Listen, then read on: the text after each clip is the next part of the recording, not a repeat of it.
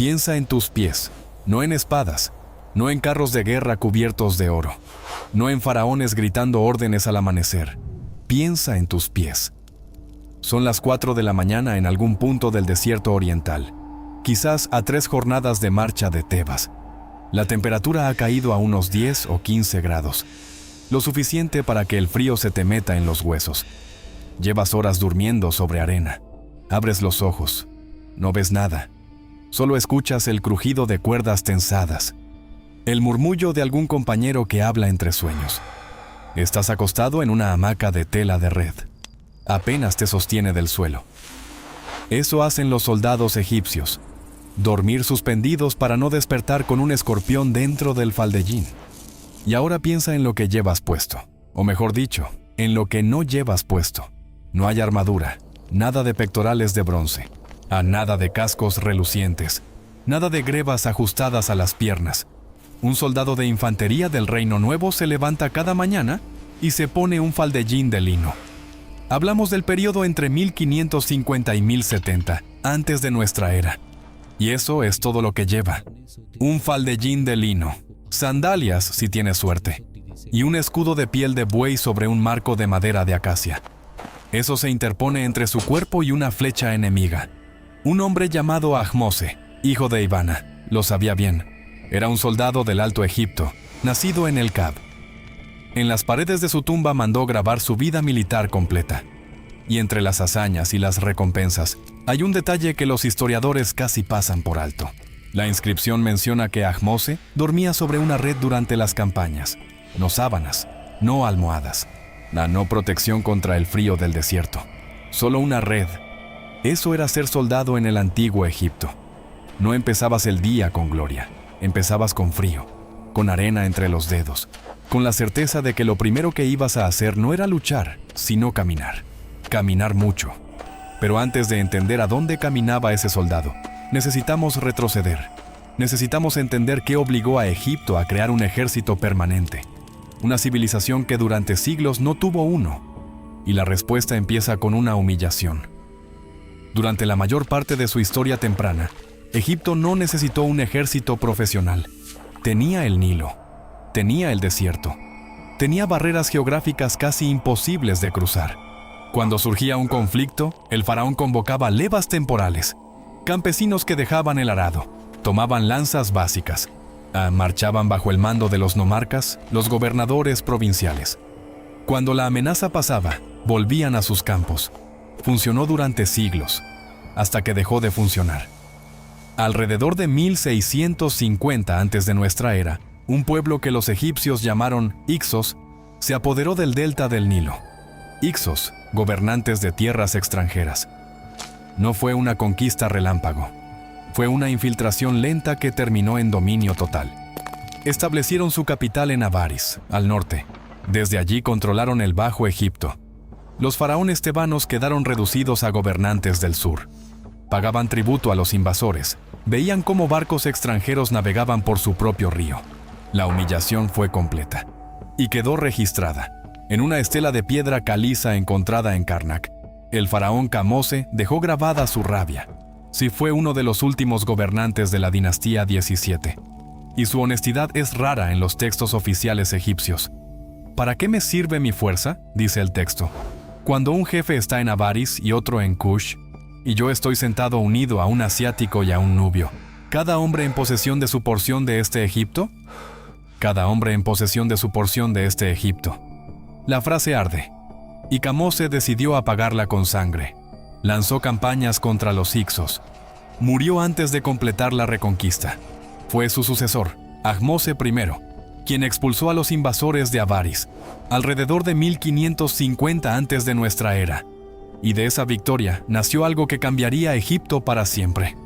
Un ejército permanente. Nunca más levas temporales de campesinos. Nunca más dependencia de milicias provinciales. El Reino Nuevo creó una máquina militar profesional. Divisiones organizadas en unidades de 200, 500 y hasta 5,000 hombres. Cada una con nombre propio. Amón, Ra, Ta, Seth. Oficiales de carrera. Escribas militares que registraban cada ración, cada arma, cada baja. Arsenales centralizados. cuarteles permanentes, reclutadores que recorrían las aldeas del Nilo buscando jóvenes. Y aquí aparece la primera grieta en la imagen heroica, porque reclutamiento es una palabra generosa. Los papiros administrativos del Reino Nuevo no dejan lugar a dudas. Se encontraron en Deir el-Medina y en los archivos de Memphis. Describen algo más parecido a una leva forzosa que a un alistamiento voluntario. Se tomaba a los jóvenes de sus familias, se los registraba, se los marcaba, se los enviaba a lugares que nunca habían visto. Y un escriba llamado Ketty no tuvo piedad al describirlo. Su texto, conocido como La Sátira de los Oficios, fue escrito en el Reino Medio, pero fue copiado y recopiado durante siglos. Su mensaje seguía resonando.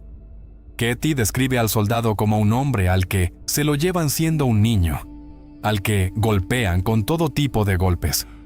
No es propaganda enemiga, es un texto egipcio, escrito por un egipcio para otros egipcios, y pinta al soldado no como un héroe, sino como un burro de carga. Pero organicemos el día. Si ese soldado sobrevivía a los primeros meses, lo que le esperaba tenía una rutina. El entrenamiento no era improvisado. En las tumbas de Beni Hasan, en los acantilados del Egipto Medio, hay algo extraordinario. Datan del Reino Medio, alrededor del año 2000 antes de nuestra era. En sus paredes, más de 200 posiciones de lucha cuerpo a cuerpo. 200. Agarres, proyecciones, llaves, barridos de piernas.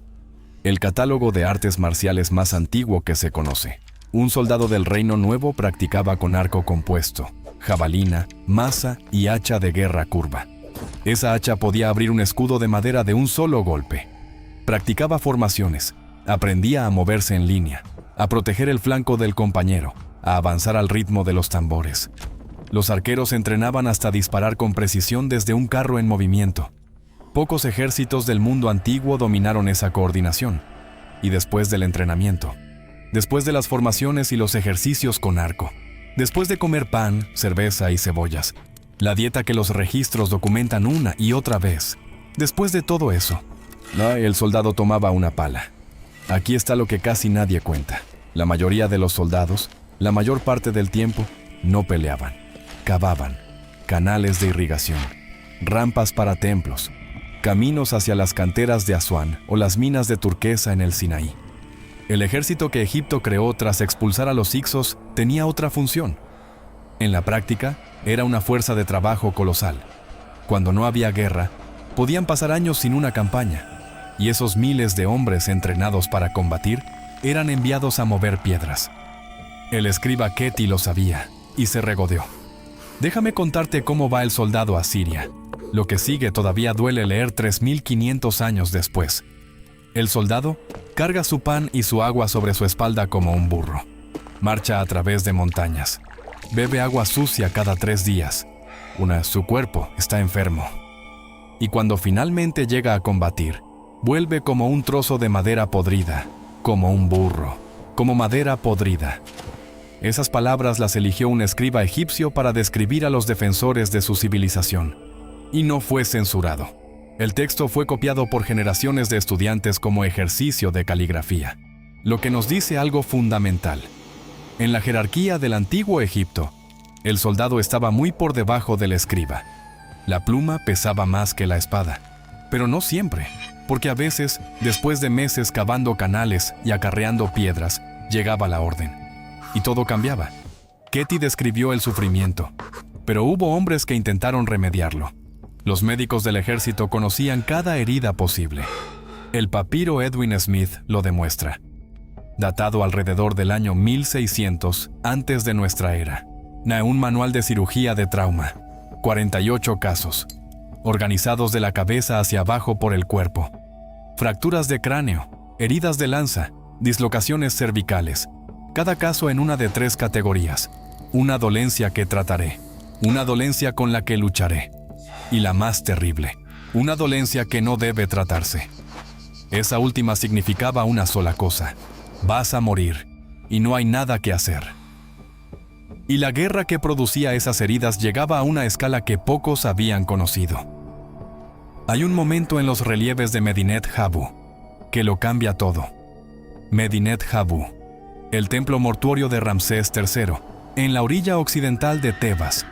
Después de la batalla contra los libios y los pueblos del mar, alrededor del año 1178 antes de nuestra era, los escribas se sentaron a contar, no víctimas, no bajas, manos, y 12.535 manos, cortadas de los cuerpos de enemigos caídos en batalla, apiladas, contadas una por una. El número fue grabado en piedra para la eternidad. Era el sistema contable de la guerra egipcia. Cada soldado que mataba a un enemigo presentaba prueba física, la mano derecha del caído. Los escribas las contaban, las registraban, las asignaban, y según ese recuento, se distribuían las recompensas: oro, esclavos, tierras. Matar tenía un precio exacto.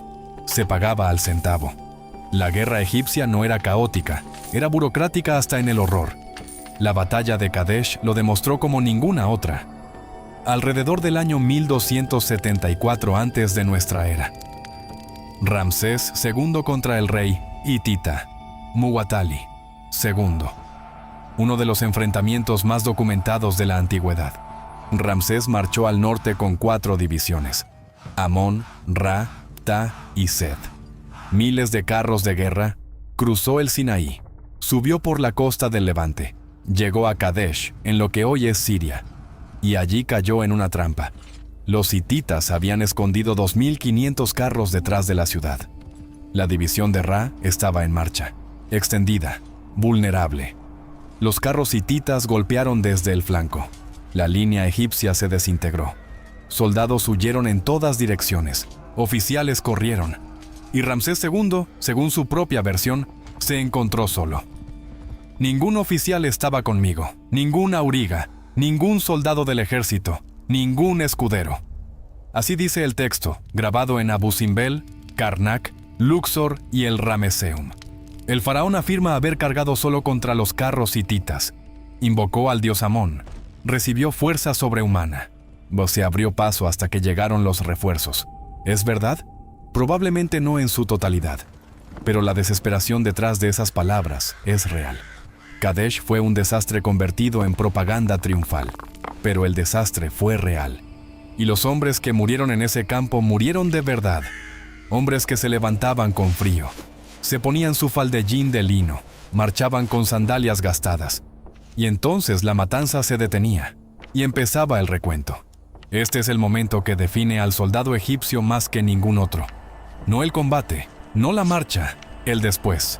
A Mose, hijo de Ivana, el mismo hombre cuya inscripción menciona la red, dejó en su tumba un inventario meticuloso. Todo lo que la guerra le dio. Sirvió bajo 3 faraones: Ahmose I, Amenhotep I y Tutmosis I. Después de cada campaña, recibió oro de valor, la condecoración militar más alta de Egipto. No una vez, varias, esclavos, tierras cultivables junto al río. Su tumba en el Kab no es un monumento a la valentía abstracta, es una lista de compras. Fui valiente a pie delante de su majestad, e inmediatamente se me dio oro de valor. La fórmula se repite en las paredes: acción, recompensa, acción, recompensa, como un recibo, y eso era exactamente lo que era. El ejército egipcio funcionaba con incentivos económicos brutalmente claros. Cada mano presentada equivalía a una recompensa específica. Cada prisionero capturado con vida valía más que un muerto. Los prisioneros se convertían en mano de obra. Los escribas se sentaban después de cada batalla con sus paletas de tinta. Registraban con precisión implacable quién combatió, cuántos cayeron, qué pruebas se presentaron o qué corresponde cobrar. Pero el sistema tenía una cara opuesta, brutal. Los papiros administrativos demuestran que la deserción era un problema constante. Hay registros de soldados que huyeron y de familias obligadas a trabajos forzados en su lugar. El ejército te daba oro o te quitaba todo. No había término medio. Y sin embargo, algo quedó. Algo que ninguno de esos soldados habría imaginado. La batalla de Kadesh tuvo una consecuencia que cambió la diplomacia humana para siempre.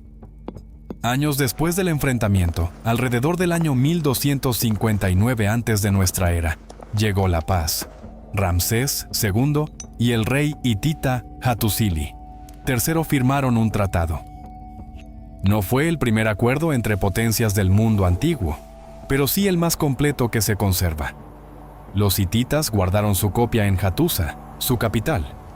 Los egipcios grabaron la suya en los muros de Karnak, y 3200 años después, una réplica de ese tratado fue colocada en las Naciones Unidas, en Nueva York. Está ahí todavía, en un muro del edificio, como símbolo de que la búsqueda de la paz tiene raíces más profundas de lo que imaginamos. La pusieron ahí soldados que ya no existen, hombres que dormían sobre redes, que cargaban escudos de acacia y piel de buey, que comían pan y cebollas y bebían cerveza tibia, que cavaban canales durante meses para luego marchar semanas, que presentaban pruebas de batalla para cobrar su paga, y que, si tenían suerte, volvían con un pedazo de oro y una parcela junto al Nilo. Hombres como Ahmose, hijo de Ivana, que se hizo enterrar con sus hazañas en piedra, y que 3500 años después sigue hablando desde las paredes de El Kab. Y hombres como los que Ketty describió sin compasión, cargando como burros, bebiendo agua sucia, volviendo destrozados. Ambas cosas eran ciertas, al mismo tiempo, para la misma persona. El soldado era el héroe con oro de valor y el burro de carga con la espalda rota. El conquistador bajo el estandarte de Amón y el peón que cavaba canales bajo el mismo sol. La mano que empuñaba el hacha y la mano que se extendía ante un escriba para cobrar. Piensa en eso la próxima vez que pienses en el antiguo Egipto. No en faraones, no en pirámides. Piensa en los pies, en un par de sandalias gastadas, cubiertas de arena, caminando hacia un horizonte que podía ser una batalla o una cantera, una recompensa de oro o un trozo de madera podrida, y en que el hombre que las calzaba no sabía cuál le esperaba al final del camino. Ninguno lo sabía.